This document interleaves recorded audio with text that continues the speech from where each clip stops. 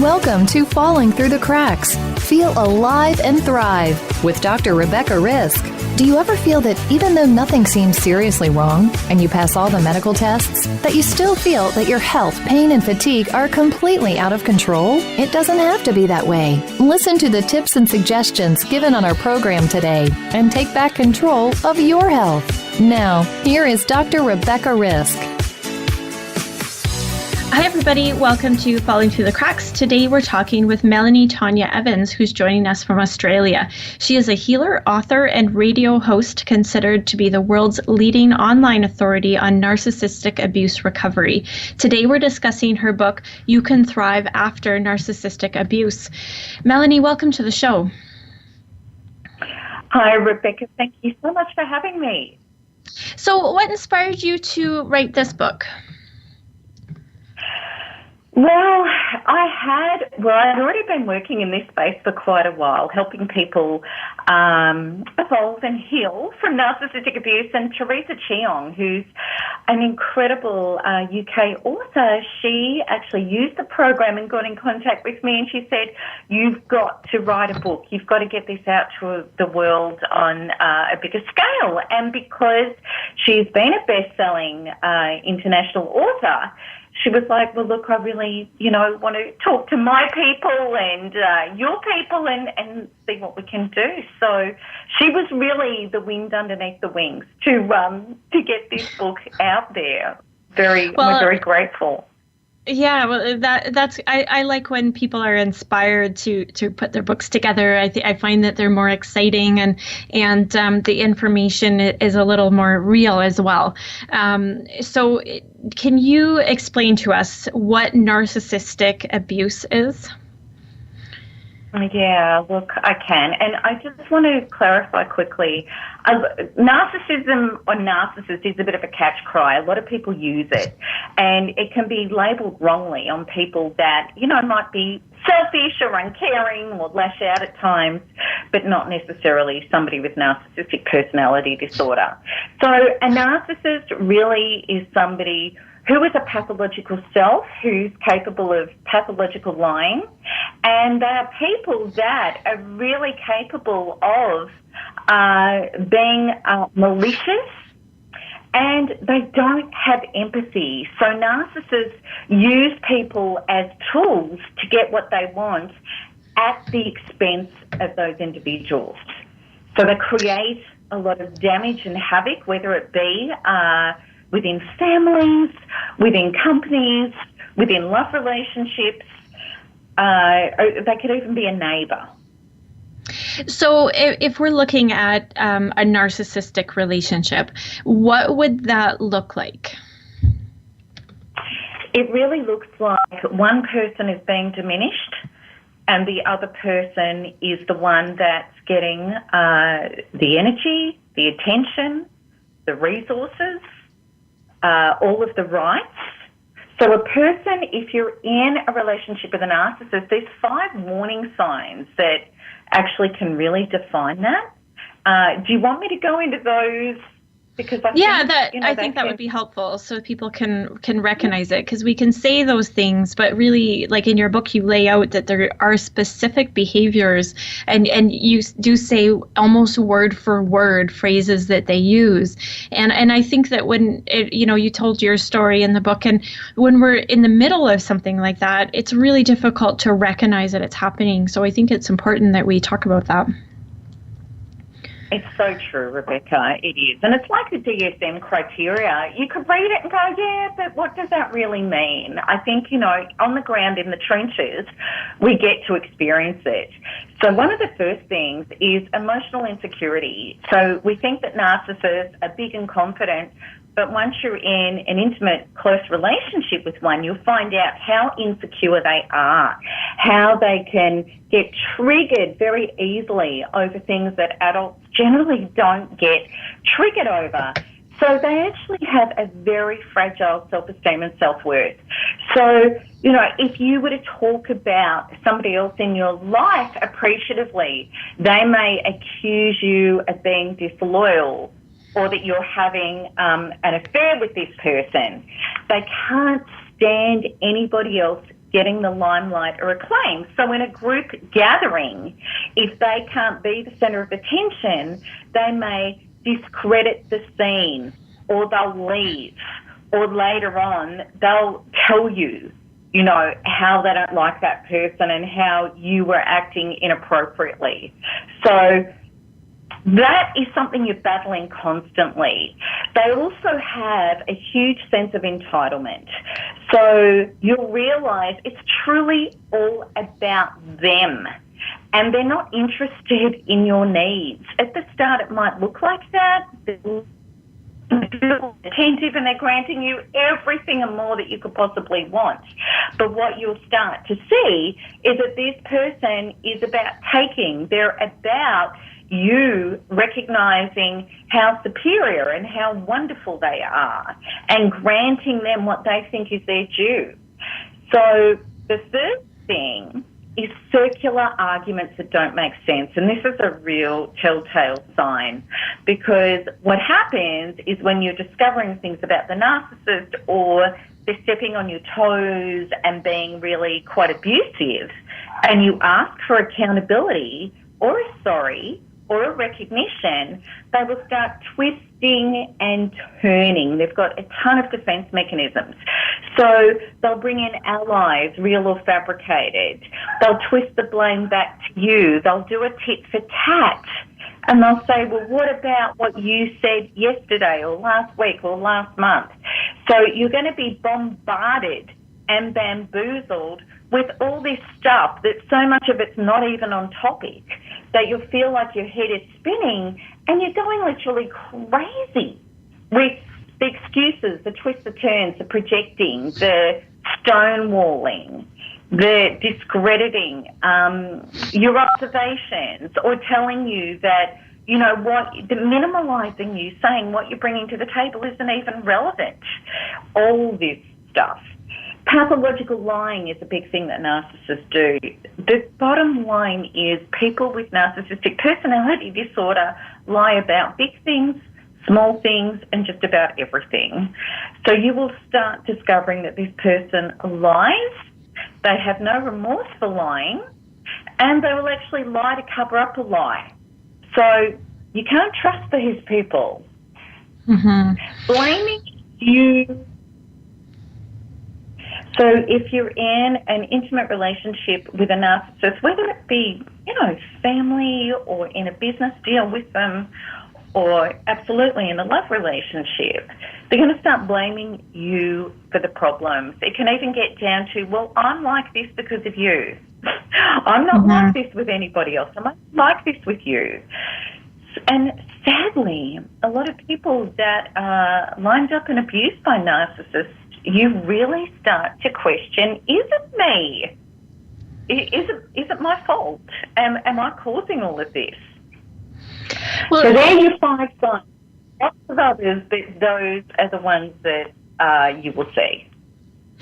So you told your story in your book, and you talk about how in the beginning of the relationship you were so madly in love with your ex-husband. And what did that look like in the beginning of the relationship? Oh, gosh, Rebecca, it's such a good question, because most people report, as I did, that when this person shows up into your life, you feel like a man or a woman in a desert that you've just found your oasis. This person will feel so right. I remember it was only within about a week that I actually said to him, I am so in love I can't even see straight. And that's how it felt. And this is the thing with narcissists, we may not be realising until we do, is that they are really representing all of our hopes and dreams of what we haven't yet really received.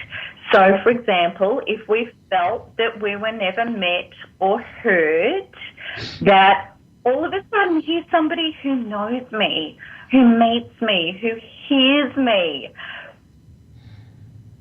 We've had people in our life that have engulfed us. We'll have this person come along and say, I am so happy to give you your freedom, and I'm so happy to back you up and be the wind underneath your wings. And so it's like, oh my goodness, finally God's granted me the perfect person. That's how it feels. Mm-hmm. And then when did you start to notice that things weren't quite right? Well, Rebecca, the truth is things weren't quite right from the beginning. But, I was projecting onto him the perfect partner that I'd always thought I'd wanted.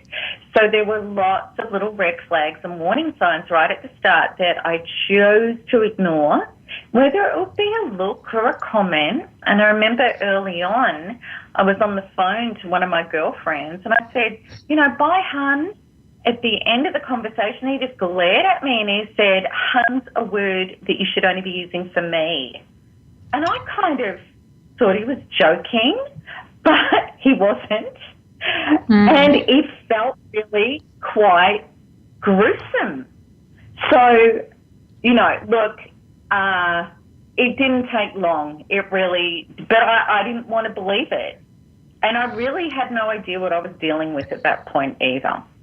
Well, now you're saying you didn't want to believe it, but I know you know more about that situation now because you're more educated on it. But did you we have to give our partners the benefit of the doubt, right? We can't always just say, oh, you're not perfect and walk away. So was there a point where you just thought, well, this is just him being human and it's okay, I can forgive it because he's so good in other ways?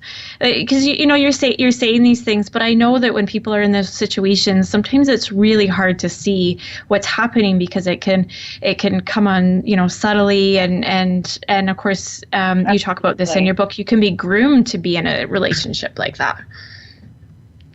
Rebecca, look, absolutely. You're 100% right in that nobody is going to be perfect.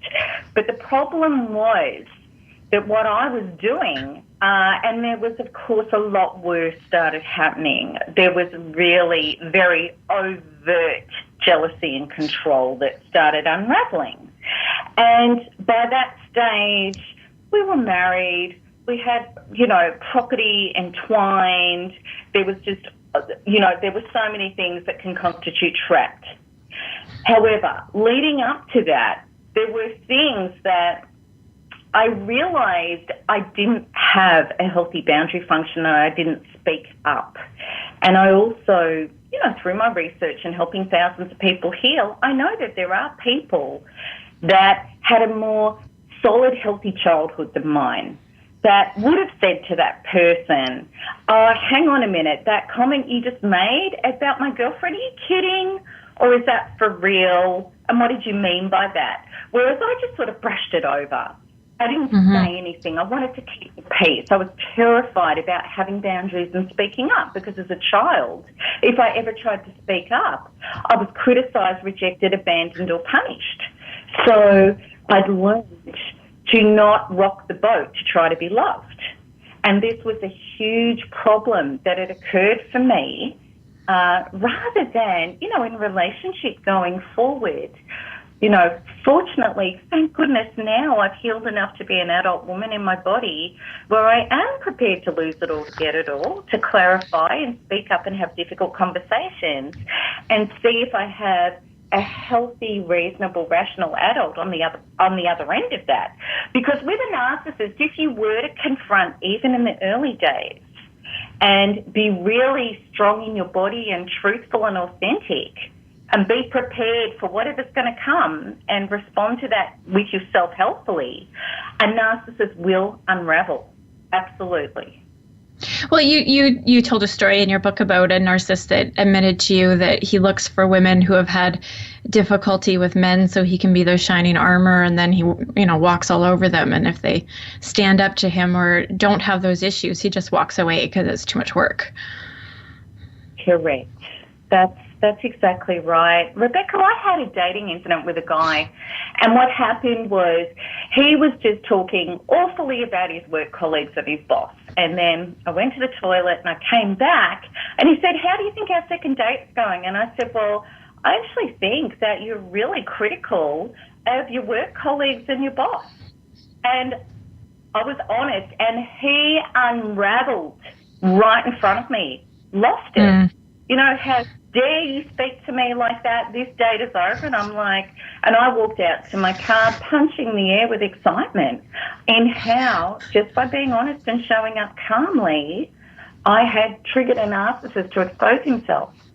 And then you avoided, you know, repeating your past mistakes and a third date. Absolutely, exactly. Well, you know, that's but perfect. The old me would have just wore it, brushed over it, you know. Like, this is, gosh, you know, this is the stuff that we're needing to learn and develop and heal. Yeah. Well, we're going to talk about this more after this break. We're talking today with Melanie Tonia Evans. She's joining us from Australia, and we're discussing her book, You Can Thrive After Narcissistic Abuse. We'll be back shortly.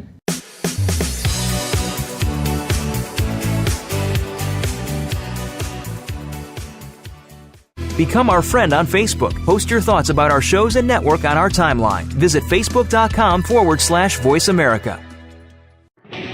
Are you finding your frequency? It can be described as that space between failure and success.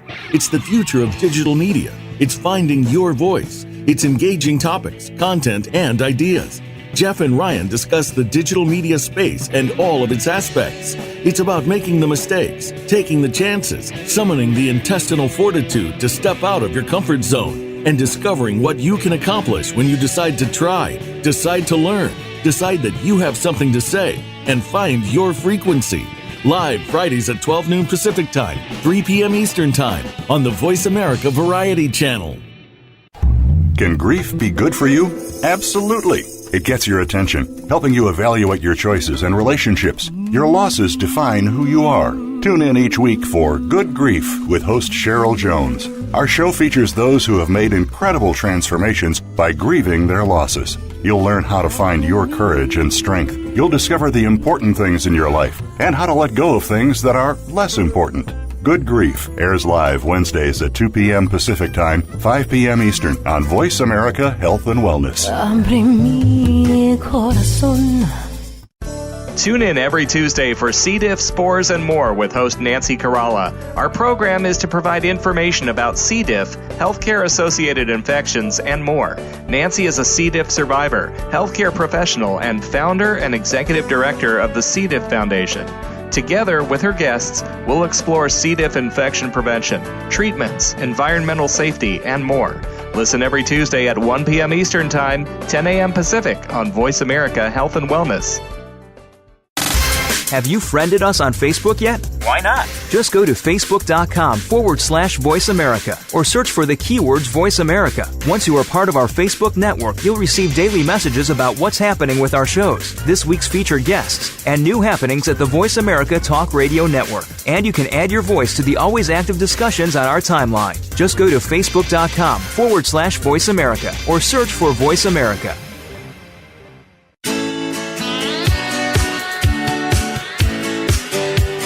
You are listening to Falling Through the Cracks with your host, Dr. Rebecca Risk. To reach the program today, please call in to 1-866-472-5792. Again, that's 1-866-472-5792. You may also send an email directly to Dr. Risk. The email address is anantacalgary@gmail.com. Now, back to Falling Through the Cracks. Feel alive and thrive. Hi, everybody. Welcome back. Today we're talking with Melanie Tonia Evans, and we're discussing her book, You Can Thrive After Narcissistic Abuse. So, Melanie, I want to talk about the end of your marriage, when you really knew that this was the wrong thing for you. What was going on, in relationship with the abuse, and how you were feeling and what was going on? Oh, Rebecca, it took me a lot of tries to get out. I really didn't hold no contact for a lot of time. So that dance went on for about 2 years of in and out of the relationship.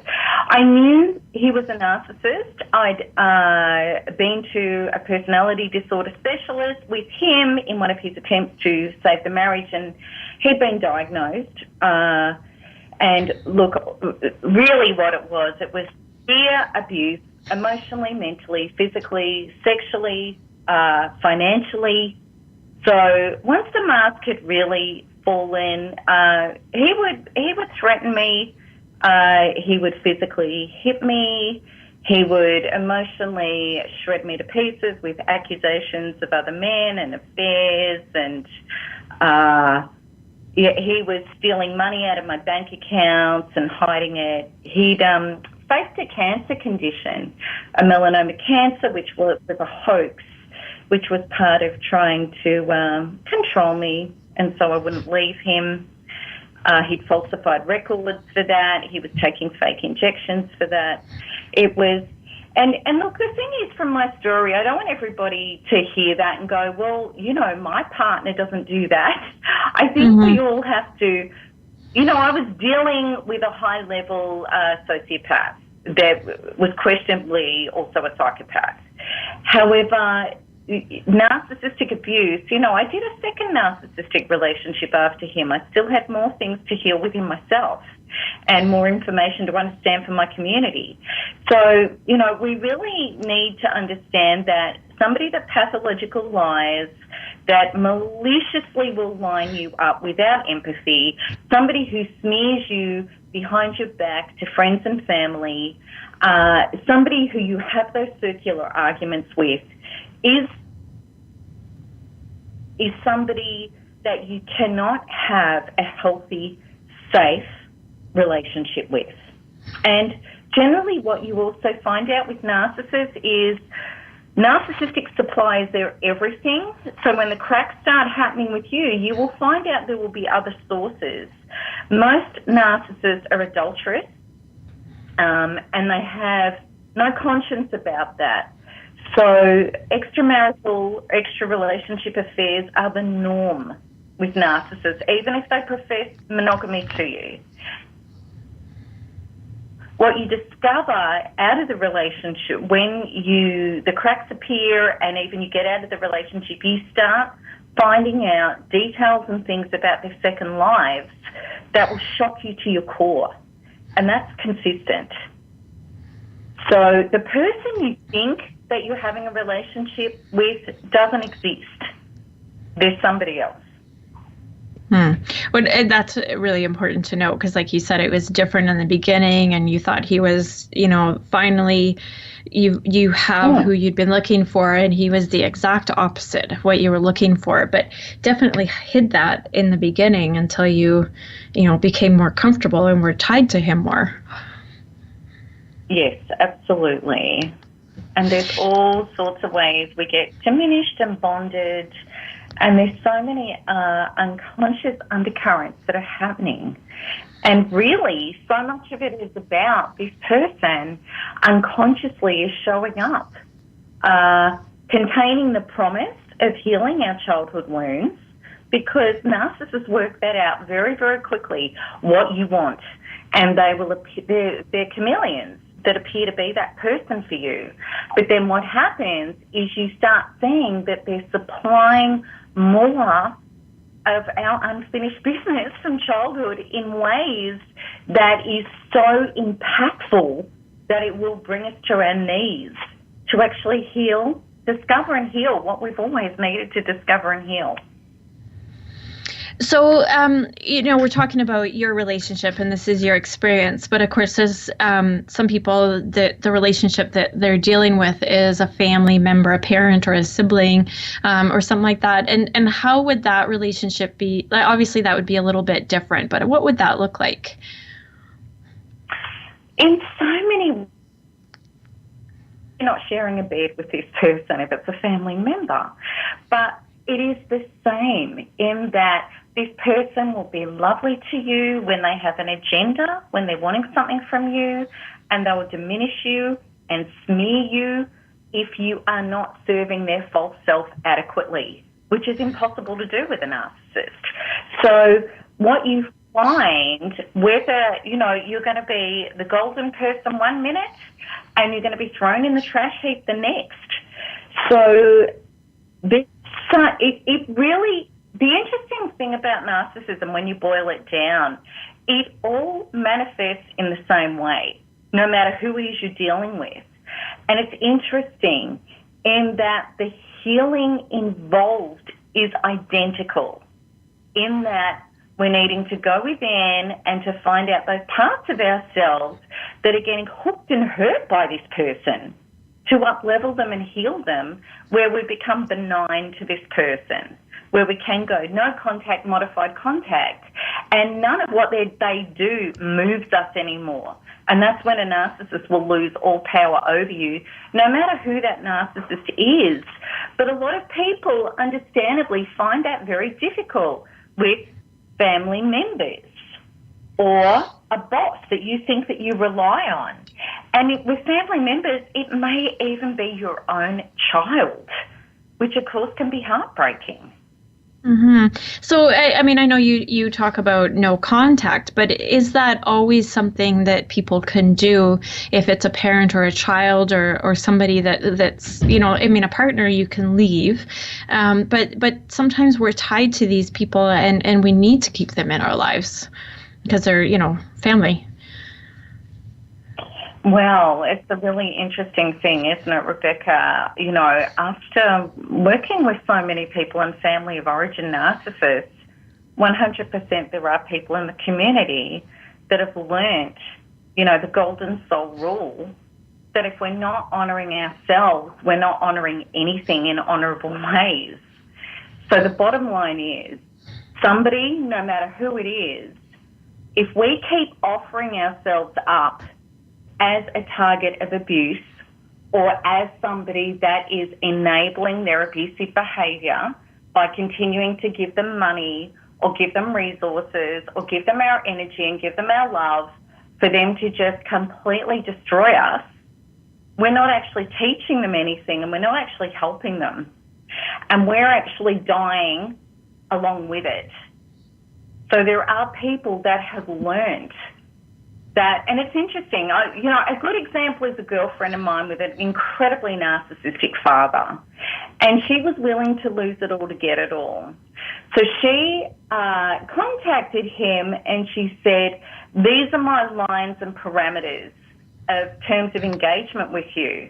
If you step over them, I will exit the scene, I will hang up on you, and ultimately I'll leave your life for good. He tried to smear her to other family members. She just stood her ground, kept healing with my NARP program to the point where she didn't care. People didn't believe him because she had no emotional charge on it. And she was like, well, if they do, they do. And he tried it out a couple of times to cross those boundaries with her, and she did. She walked out, she hung up, she refused to have contact with him, and she was like, okay, well, we're done. I'm honouring and valuing me. He then came back into her life with his tail between his legs, and he said, okay. And she said, all right, well, for as long as you do, we can. So she has a very minimalistic relationship with him. She's never going to have a profound, connected, spiritual, you know, nourishing relationship with him because he's not capable. But she can have modified contact with him on her terms, and she won't tolerate anything other than that. That is truly valuing yourself. And if he wasn't prepared to do that, she was prepared to lose him. Well, and I think, you know, that's probably very difficult for anybody who's been through that sort of abuse. You know, like you said, they're cutting you down and breaking you down. So I think it's very difficult when that's happened to actually stand up for yourself. So it probably was a very big deal for her to do that. Well, it took a lot of inner healing. See, this is the thing, you know, when we really, and this is what quantum freedom healing does, and this is what the NARP program does, you know, when we up-level and release the traumas from inside of us of that little girl who's been diminished ever since she was born by him, you know, who was powerless to him. When we let that go and we bring in Source to replace it, we start becoming a Source Truth self who is a healthy, organically connected to the field adult in our own body who loves and respects and is solid enough and whole enough that we're not going to tolerate abuse anymore. So this is the difference. You're so right, Rebecca. Doing that on a logical, conceptual level after being diminished and reduced, she was suicidal when I met her. She couldn't have stood up to her next door neighbour, let alone her nemesis. You know, so this is the Thriver work. This is the work that, you know, myself and my community does with people. So you have a first step, and you call it Thriver Healing. What is that first step? Thriver Healing, it seems really counterintuitive to what we're always taught. So Thriver Healing is so much about, rather than we keep looking outwards at the abuser and we keep talking about what happened to us, we move away from the realm of logic and we stop searching outside ourselves for the reasons of why it happened. We go inside. We get in contact with our subconscious programs and our inner programs and our inner being.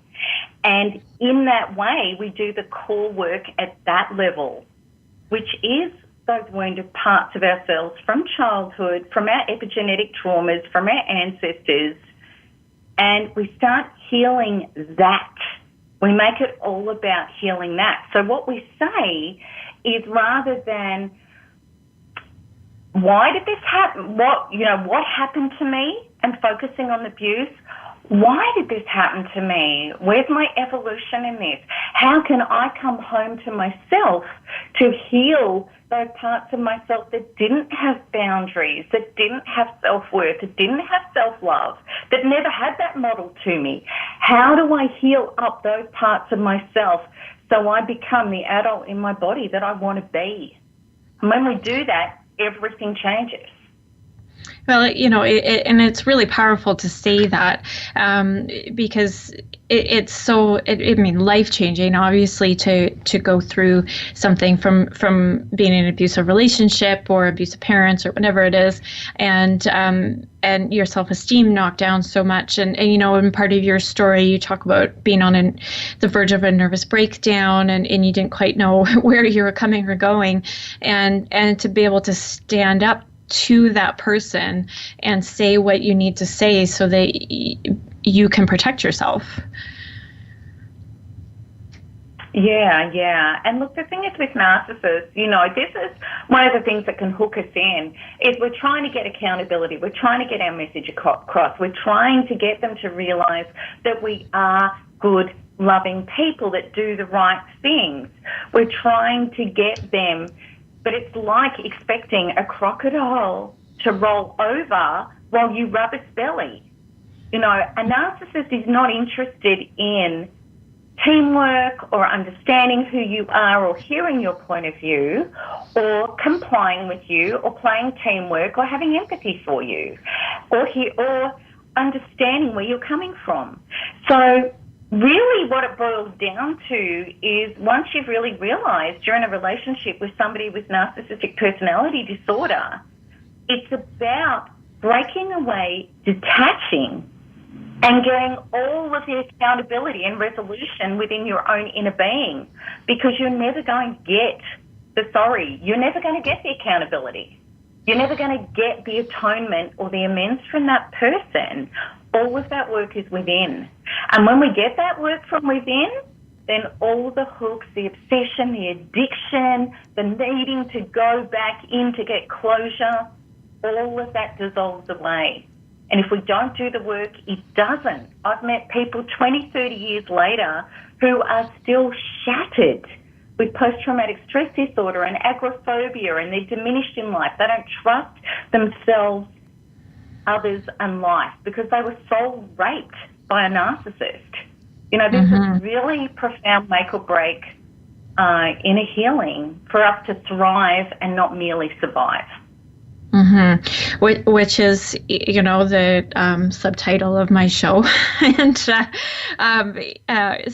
that, thank you for saying that. We're gonna take a quick break, and we're talking today with Melanie Tonia Evans. We're discussing her book, You Can Thrive After Narcissistic Abuse. We'll be back shortly.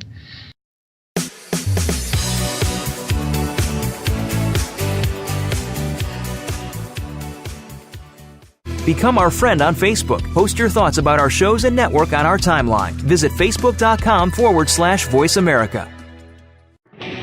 Are you finding your frequency? It can be described as that space between failure and success. It's the future of digital media. It's finding your voice. It's engaging topics, content, and ideas.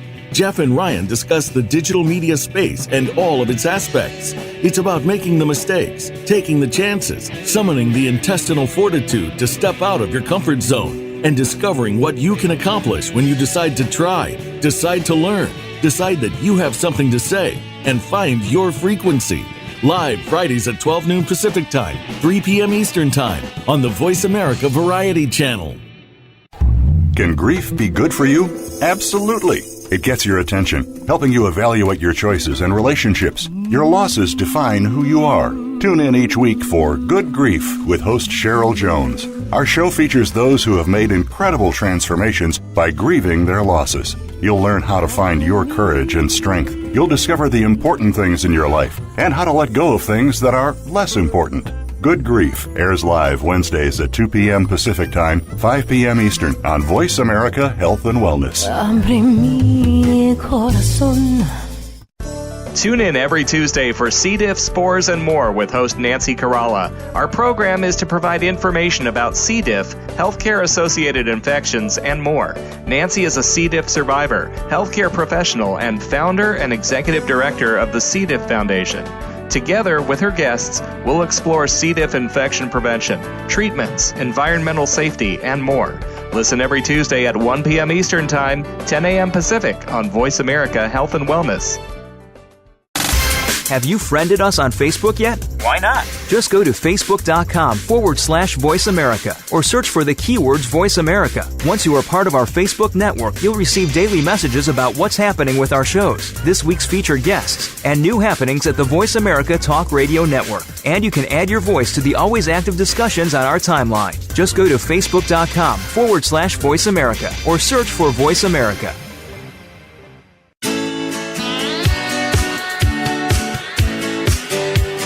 You are listening to Falling Through the Cracks with your host, Dr. Rebecca Risk. To reach the program today, please call in to 1-866-472-5792. Again, that's 1-866-472-5792. You may also send an email directly to Dr. Risk. The email address is anantacalgary@gmail.com. Now, back to Falling Through the Cracks. Feel alive and thrive. Hi, everybody. Welcome back. Today we're talking with Melanie Tonia Evans, who's joining us from Australia. So, Melanie, you've got a program that you have set out to help people. And what are some of the steps that you think are really important that people do to get, this strength that we've talked about?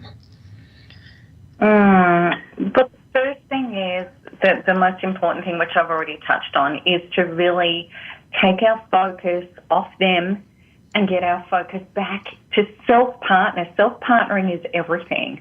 So rather than self-avoiding or self-abandoning ourselves, because the trauma is huge, and we self-avoid, we look outside of ourselves and we try to fix or change something on the outside in order to feel better.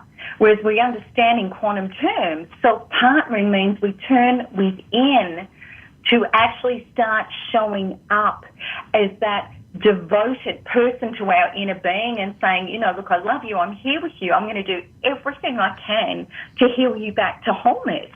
And that's my biggest mission, so that's the Thrive Away. So what happens in the Thrive Away is there's a very specific tool that I use within the community. It saved my life, and it saved thousands of people's lives from over, I think it's around 100 different countries now. And we call it the Narcissistic Abuse Recovery Program. So within it is Quantum Freedom Healing, which is a way to be able to connect with your inner subconscious, find your original traumas that have been unconsciously keeping you on a trajectory of belief systems and trauma patterns that keeps us unknowingly accepting and rolling around with abuse. So we're really literally changing our inner love code to change ourselves and then change our life. So the first step of that is we need to get to that highly energized trauma, which means that we can barely eat, sleep, or function. And once we load that up with the process and start releasing that out literally from our cells and our DNA, and we start bringing in the light, which is our superconscious, it is a higher power. And some people may struggle with this until you start working with it. And you might call it, it's our superconscious. It has the ability to heal what we logically cannot heal.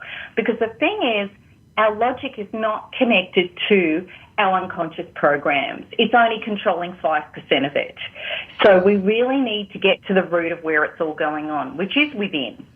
So quantum freedom healing is the ability to release that trauma, bring in the ability to heal what we can't heal logically, to be able to get a shift. So it's like a body shift, which is an epiphany. And what commonly happens with people, even if they do my free workshop where I do a quantum freedom healing with them, is that for the first time in weeks, months, or years, they feel a relief. And it's like space opens up inside and you go, oh my God, there is a way out of this. I can feel it within myself. And this is so much of the programming we need, that we need to become the change that we're going to generate in our lives. Because if we're trying to battle narcissists from a high state of trauma, fear, heartbreak, devastation, what happens is the narcissist will mirror back to you more heartbreak, more devastation, more trauma. You know, we're still getting beaten up really badly. But once we shift and we become a source of love, approval, survival and security to ourselves, even just on a feeling whole inner level, and there's 10 steps in my program that take you through that one step at a time. These are the building blocks for our inner being to come back online as a healthy adult, healthy, whole and solid. And when we do that devoted, committed work, what happens is that we start generating a life for ourselves. We're no longer handing power over to an abuser, because what we were doing unconsciously is that broken child inside of us that was getting broken down more by an abuser, we were clinging and trauma bonded to that person to try to get them to do it differently, to try to fix the damage of our powerlessness. And of course, they were only granting more damage and making us more powerless. So by breaking away, and it's huge at the start because aftershock hits, you feel so addicted to that person, and then when you stop the addiction, heroin addicts have told me breaking away from heroin is easier than getting off a narcissist, and I believe them because I've gone through it too. So when that addiction hits, all of these traumas come screaming up to the surface, and we feel like I can't live without this person, I need closure, whatever it is, and we'll go running back and break no contact. That happens over and over again. However, if we turn inside with the NARP program, and every time a trauma comes up, we pick it up with a healing module. We load it up, we release it, and we replace it with the light, which is our higher power, which is source, which is our superconscious. We become healed and whole on that one topic. So one topic at a time, we're becoming whole, which means we're breaking this reliance on a false source, and we become a true source, which heals everything. I like how you say that, because it's especially from what you say in your book, you were still, you left your husband, then you would go on dates, and then you get re-traumatized, and you were back and forth and back and forth. And we all know this from people who are abused. We're like, why can't they just leave that person? And we don't understand what's actually happening for them, is that they're stuck in a cycle, and they don't know how to get out of it. Yes, Rebecca, and it doesn't make sense. There's so many highly intelligent people, and they may have done years of therapy and work on themselves, and they just can't understand what's going on. Why? I'm smart. Why can I make every other area of my life work, but I keep going And it's because of those inner subconscious emotional drivers that are running 95% of every circuit within your being. Until you get to those and release the traumas and the painful beliefs and reprogram them and bring in the light, they hold you hostage. Mm-hmm. That's the piece that's been missing. Yeah, and this reminds me of a show I did a while ago where we talked about addictions, and negative emotions were extremely addictive, and especially if you're raised or groomed this way, like as a child, whatever situation you're in, and then you end up in a relationship, not only do you not know the difference, but I would guess also, it's definitely addictive. You have these negative emotions. They're probably telling you things you secretly believe about yourself because you were told that by your parents, because you're raised that way, and then you're in this cycle and you think it's normal most of the time. Absolutely. There's so many trauma bonding reasons, and you're literally in a physiological, chemical, peptide addiction to a person that is supplying you huge rushes and emotions that your hypothalamus is continuing to manufacture and feed the cells of your body. You've got receptor docking points that are formed to take in a particular emotional peptide, whether it be trauma, devastation, heartbreak, betrayal. Your body is literally hardwired to receiving exactly that emotion. And every time your cell splits, the receptors are doubling to receive that emotion. So your body is physically going to push you to go back to get more of it. Mm-hmm. You have to break that cycle. So when people go through your program, how are they feeling at the end of it? How they feel is more expanded, more whole, more joyous, and more thriving than they ever have, even before abuse, and even if abuse is all they've ever known. Because at the start, of course, they thought, and they were, getting free and unhooked from a narcissist. But then what they realized is by doing the inner work to do that they were actually clearing up leveling, and healing all of the deficient beliefs and blocks within themselves that was stopping them being their most expanded, flourished, effective human being. So people are able to enter life trajectories after this work that they never would have had access to unless somebody had smashed them to their knees to make this inner work vital to survive. So I know I think you have a program in Australia. Now, if somebody does a program in your book, would it be very similar what they would experience? It's all the same, Rebecca, because it's a global community that we have. So the Narcissistic Abuse Recovery Program, it's accessed online. We have forums where we have moderators, thousands of members and thrivers that help. So we're a big global community. People from all over the world access the program. Well, that's great, because I mean, especially because you're in Australia and you're so far away, people need easier access to something that works so well. So I'm glad that you put this book together and that you were encouraged to do this so that people can, find their better self. Yeah, and the program's been going for 10 years now. So we have 100,000 members in our community, and, there's actually been 10 million people worldwide that this work has touched now, gloriously and humbly. So there is such a need for it.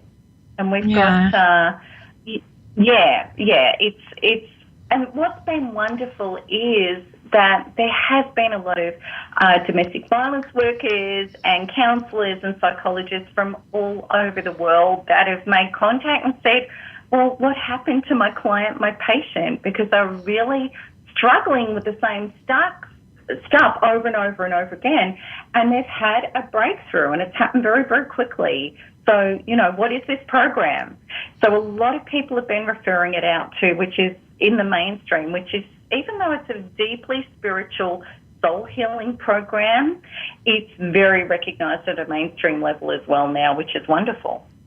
Well, it is wonderful. And, you talk about the spiritual aspect, that even if the word God isn't part of your belief system, you can still find that higher power or that energy or whatever it is that can lift you up and help you through this process.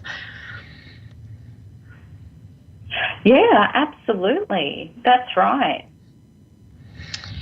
Which is pretty amazing.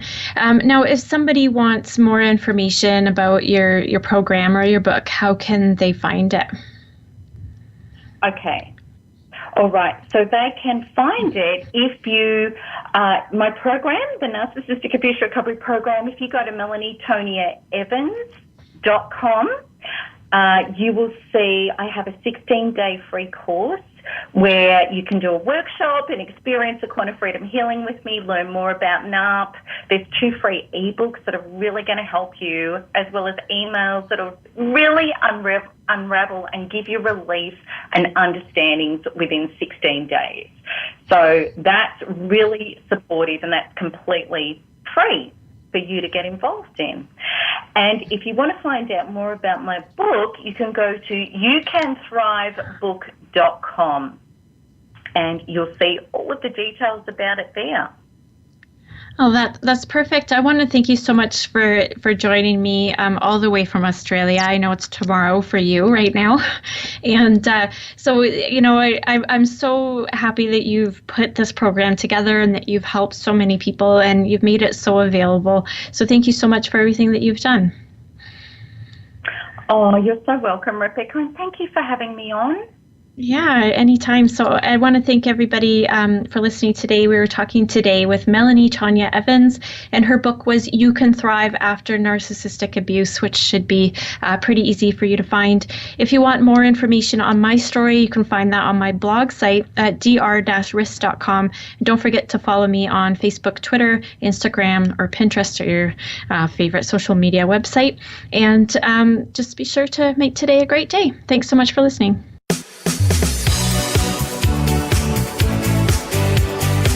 Thank you for tuning in to this week's edition of Falling Through the Cracks. Feel alive and thrive. Please join Dr. Rebecca Risk again next Monday at noon Eastern Time and 9 a.m. Pacific Time on the Voice America Health and Wellness channel. We'll talk more next week.